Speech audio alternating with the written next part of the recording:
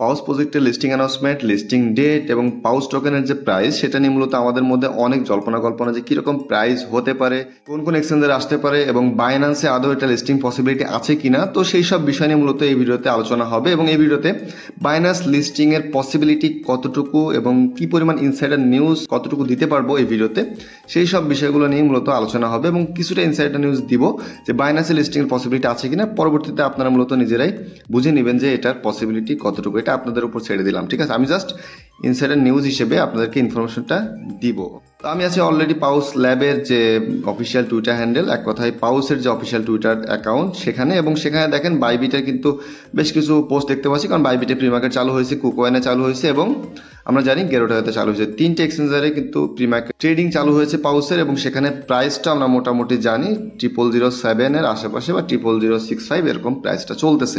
এবং রিসেন্টলি দুইটা পিকচার যেটা মোটামুটি ভাইরাল, এবং এই দুইটা পিকচার নিয়ে মূলত কথা বলবো যে লিস্টিং অ্যানাউন্সমেন্ট বাইন্যান্স আসলে পসিবল আছে কিনা। এই যে টুইটার অ্যাকাউন্টটা দেখতে পাচ্ছেন, এই টুইটার অ্যাকাউন্ট থেকে মূলত আসছে congratulation Paws listing on Binance, এবং তার সে বলতেছে official announcement from Binance will come on 10th March, মানে এক কথায় 10 তারিখে, মার্চের 10 তারিখে। আজকে ভিডিও করতেছি মার্চ মাসের 8 তারিখে, এবং সে বলতেছে যে 10 তারিখে বাইন্যান্স থেকে অ্যানাউন্সমেন্ট আসবে পাউস লিস্টিং, এবং পাউসটা বাইন্যান্সে লিস্টিং হচ্ছে সুন সে বলছে, এবং বলছে 8 days before listing now spread this post with everyone, বলতেছে সবার মাঝে এই পোস্টটা ছড়িয়ে দিন।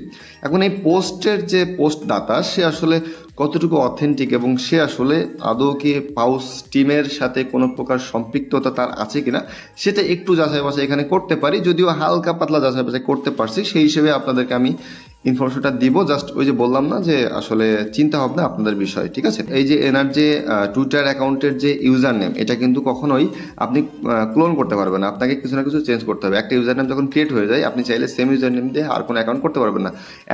@পাউস আপ ইউ বড় হাতের, পি বড় হাতের এবং আন্ডারস্ল্যাশ দিয়ে পি আবার বড় হাতের পাওয়ার। এবং এইখানে দ্বিতীয় যে পিকচারটা আছে সেখানে একটু দেখবো, সেটা হচ্ছে একজন কোশ্চেন করছে, হাসান হামদানি নাম, এবং সে ডিসকোর্ডে পাউস অ্যাডমিনের কাছে প্রশ্ন করছে যে does your team have any insider news account on Twitter, বলতেছে যে আপনাদের টিমের কি কোনো ইনসাইডার নিউজের অ্যাকাউন্ট আছে টুইটারে। কারণ আমরা সবাই জানি যে পাউসের টুইটার অ্যাকাউন্ট বেশ কিছুবার কিন্তু এখানে ব্যান হয়েছে, যার কারণে এই ব্যক্তিটা প্রশ্ন করছে যে পাউস থেকে অথেন্টিক যে একটা নিউজ পাবো সেটার জন্য কোন কোন টুইটার অ্যাকাউন্ট আমরা ফলো করতে পারি।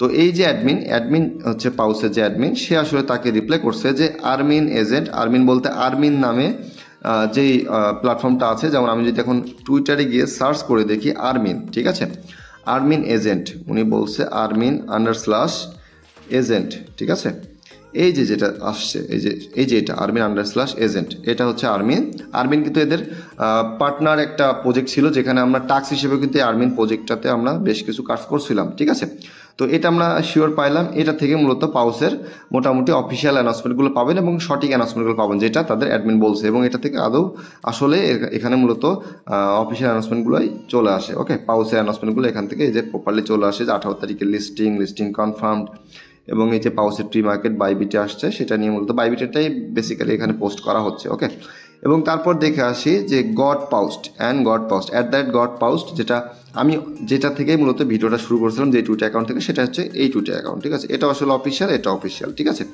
এবং আরেকটা আছে সেটা হচ্ছে only provide official news apart from them only pause up power shares insider news. ঠিক আছে, তো এই যে তিনটা অ্যাকাউন্টের বিষয়ে সে যে জানাইছে এই ব্যক্তিকে রিপ্লাই হিসেবে যে এই তিনটা অ্যাকাউন্ট থেকেই মূলত পাউসের সকল অফিসিয়াল নিউজ আসবে এবং ইনসাইডার নিউজ আসবে পাউস আপ পাওয়ার এই ব্যক্তির থেকে, এই টুইটার অ্যাকাউন্ট থেকে। তো এই যে দেখতে পাচ্ছেন যে @পি বড় হাতের, ইউ বড় হাতের, তারপরে আন্ডারস্ল্যাশ এবং পি বড় হাতের, same to same user name পাচ্ছি এই ব্যক্তিরও, এই যে এই ব্যক্তির যেটা আমরা একটু আগে ছিলাম, আমি একবার একটু জাস্ট নিয়ে আসি তার পাউস আপ পাওয়ার, এই যে এই যে এনার, আপনারা একটু মিল করে দেখবেন, same to same user name আছে এখানে, এবং এনার ফলোয়ারও বেশ ভালো আছে, তো অথেন্টিক বোঝা যাচ্ছে। এবং দেখেন holder of Paus, I only share insider news about Paus not affiliated with Paus, সে শুধু ইনসাইডার নিউজ দেওয়ার দায়িত্বে আছে, সে অ্যাফিলিয়েট না পাউসের সাথে। ওকে, তো এখানে সে আসলে দেখেন এখানে সে নিজেও কিন্তু পোস্ট করছে যে টিম তাকে মেনশন করছে, এবং সেটা দেখেন এটা, ঠিক আছে, সে বলছে ফাইনালি টিম মেনশন মি, মানে তাকে মেনশন করছে ফাইনালি। ঠিক আছে, এবং সেটা 1 মার্চ করছিল, এটা বেশ অনেক আগের। তো এই যে পোস্টটা, এই পোস্টের ভিত্তিতে আমরা কিছুটা নির্বাচন এখানে করতে পারি যে এই ব্যক্তি যে ইনসাইডার নিউজটা দিল সেটা কোন নিউজটা দিল, সেটা দিল হচ্ছে এইটা যে বাইন্যান্স লিস্টিং কনফার্মড এবং সেটা সুন অ্যানাউন্সমেন্ট আসবে। সেটা কবে নাগাদ? সে বলতেছে যে 10 তারিখে, মার্চের 10 তারিখে বাইন্যান্স লিস্টিং অ্যানাউন্সমেন্টটা আসবে। ওকে, তো এই থেকে আমরা কিছুটা অবশ্যই আশাবাদী যে না, এখানে লিস্টিং বাইন্যান্স একটা পসিবিলিটি কিন্তু থেকেই যায় এবং সেটা 10 তারিখে আসলে আমরা বুঝতে পারবো। বাট তার আগে এতটুকুই বলবো, সেটা হচ্ছে আপনারা এত বেশি হাইপ হবেন না। জাস্ট এখানে যে নিউজটা আসছে সেটার উপর ভিত্তি করে আমি জাস্ট ভিডিওটা মেক করলাম। এখানে জাস্ট আপনাদেরকে কিছুটা ইনফরমেশন আগাম দিয়ে রাখলাম যে পসিবিলিটি আছে 90% বা 80%, যেটাই বলেন না কেন, এরকম পসিবিলিটি আছে। তো দিন শেষে আমরা জাস্ট ওয়েট করবো অ্যানাউন্সমেন্টের জন্য এবং আমরা ওয়েট করবো ক্লেম এবং যে এক্সচেঞ্জের উইথড্রলের ব্যাপারে যদি একটু বলে দিই, সেটা হচ্ছে ইনসাইডার নিউজ হিসেবে এটাও আসছে যে 11 তারিখ থেকে এক্সচেঞ্জারে উইথড্রল চালু হবে। ঠিক আছে, মানে ডিরেক্টলি এক্সচেঞ্জের উইথড্রল একটা ব্যাপারটা, এটা ইনসাইডার নিউজ হিসেবে মোটামুটি বেশ ঘুরপাক খাচ্ছে। যদিও এটা অফিসিয়ালি নিউজ না যে এক্সচেঞ্জের উইথড্রটা আসবে কিনা, যদিও অফিসিয়ালি মেইনলি তাদের অ্যাডমিন বলছে যে 18 তারিখে মূলত ক্লেম আসবে এবং ক্লেমটা আসবে ফ্যান্টম ওয়ালেটে সোলানার মাধ্যমে এবং আমরা সোলানা ফি দিয়ে ক্লেম করবো এবং সেখান থেকে এক্সচেঞ্জারে নিব। ঠিক আছে, এবং এটা যে সার্কুলেশন সাপ্লাই এবং লিস্টিংয়ে কতটুকু টোকেন আসবে এটা অনেকটাই কনফার্ম। সেটা হচ্ছে অর্ধেক টোকেন আসবে, 50 বিলিয়ন।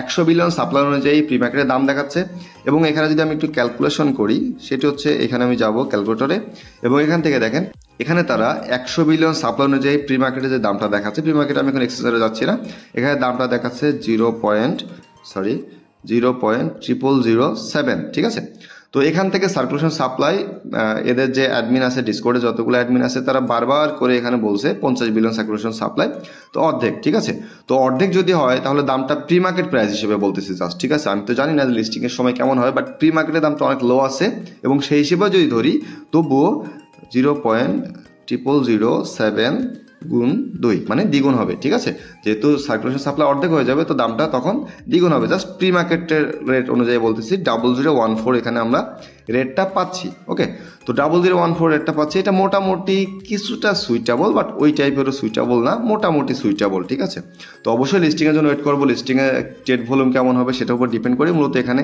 প্রাইসটা হয়। প্রাইসটা সবসময় প্রি মার্কেটের উপর ডিপেন্ড করে, প্রি মার্কেট জাস্ট সেন্টিমেন্টের উপর ডিপেন্ড করে এখানে প্রাইসটা দেখানো হয় এবং এখানে মার্কেট মেকাররা কখনো ইনভলভ হইতে পারে না। বাট লিস্টিংয়ের সময় কিন্তু মার্কেট মেকাররা লিকুইডিটি প্রোভাইড করে থাকে, ইনভেস্টমেন্টের দিকটা দেখে থাকে, প্রাইসটা কীভাবে আপ করা যায় সেটার বিষয়টা তারা দেখে থাকে, সেটা তারা ওইখানে ইনভলভ হইতে পারে। তো এটা অনেক বিষয় আছে যেটা আমাদের আসলে এই ভিডিওতে ওইভাবে কভার করা উচিত না। এই ভিডিওতে আসলে এতটুকুই আপডেট, জাস্ট এতটুকুই জেনে রাখেন যে এটার সাপ্লাই 50 বিলিয়ন সার্কুলেশন সাপ্লাই যেটা মার্কেটে আসবে এবং এটা আমাদের জন্য ভালো দিক। এবং বাইন্যান্স লিস্টিংয়ের পসিবিলিটি কিছুটা আমরা যতটুকু জানলাম, যতটুকু বুঝলাম, সেখান থেকে 90 বা 80% আমরা পসিবিলিটি রাখতে পারি যে বাইন্যান্স লিস্টিং অ্যানাউন্সমেন্ট খুব দ্রুতই আসার একটা পসিবিলিটি আছে। আর যদি নাও আসে তাহলে আমাদের কিছু করার নাই, আমাদের জাস্ট বাইবিট বা ওকেএক্স বা কুকয়েন বা এসটিএক্স এই সব এক্সচেঞ্জার, বিটগেট, গেরোটাল, এইসব এক্সচেঞ্জারে মূলত লিস্টিংটা তখন হবে যদি বাইন্যান্সে না আসে। এবং আশা করতেছি এটার যে হাইপ আছে, কারণ রিসেন্টলি রোম যে প্রজেক্টটা আসছিল যেটা অলরেডি লিস্টিং হয়েছে, সেটা কিন্তু ওই টাইপের হাইপ নাই এবং ওইটা বাইন্যান্স বাদ দিয়ে ম্যাক্সিমাম এক্সচেঞ্জারে লিস্টিং হয়েছে। সেই হিসেবে ওটার শুরুর দিকে যে মার্কেট ক্যাপটা নিয়েছিল সেটা 100 মিলিয়ন প্লাস। তো এখানে পাউসে কিন্তু একটা হাইপ আছে, পাউসের একটা গ্রহণযোগ্যতা ওর থেকে অনেক বেশি এবং মানুষ পাউসের এয়ারড্রপের জন্য অনেক বসে আছে, ইনভেস্টররাও কিন্তু অনেক বসে আছে। কারণ পাউসের যখন আমরা দেখছি এনএফটি মিন্টের ব্যাপারে, এনএফটি ট্রেডের ব্যাপারে, তখন ট্রেড ভলিউম হিউজ পরিমাণ ট্রেড ভলিউম আসছিল। তো অবশ্যই রোম প্রজেক্ট এবং পাউস প্রজেক্ট অনেকটাই তফাৎ এবং এখানে অবশ্যই ইনভেস্টরের দিক দিয়েও পাউসে অনেক বেশি ইনভেস্টর আসবে। তো সেক্ষেত্রে 200 থেকে 250 মিলিয়ন মার্কেট ক্যাপ আমি এক্সপেকটেশন করতেছি এবং সেক্ষেত্রে যদি 50 বিলিয়ন সার্কুলেশন হয় তাহলে যদি 200 মিলিয়ন মার্কেট ক্যাপও নিয়ে নিতে পারে তাহলে কিন্তু এটার প্রাইসটা কিন্তু আমরা ভালো প্রাইস পাবো, 003 অথবা 004 এরকম আমরা পাওয়ার অনেক চান্স আমাদের জন্য আছে। ঠিক আছে, তো আপাতত আজকের মতো এতটুকুই। পরবর্তী যখন আরো বেশি ডিটেল আপডেট আসবে তখন সেটা আমি জানিয়ে দেবো। তো ভিডিও শেষ করার আগে এই কথা বলবো, সেটা হচ্ছে মাস্ট টেলিগ্রাম চ্যানেলে জয়েন হবেন। প্রত্যেক ভিডিও ডিসক্রিপশন বক্সে কিন্তু টেলিগ্রাম চ্যানেল লিঙ্কটি দেওয়া থাকে, সাথে আমাদের ইউটিউব চ্যানেলটিকেও খেয়াল রাখবেন। তো আজকের মতো এই পর্যন্তই, আল্লাহ হাফেজ।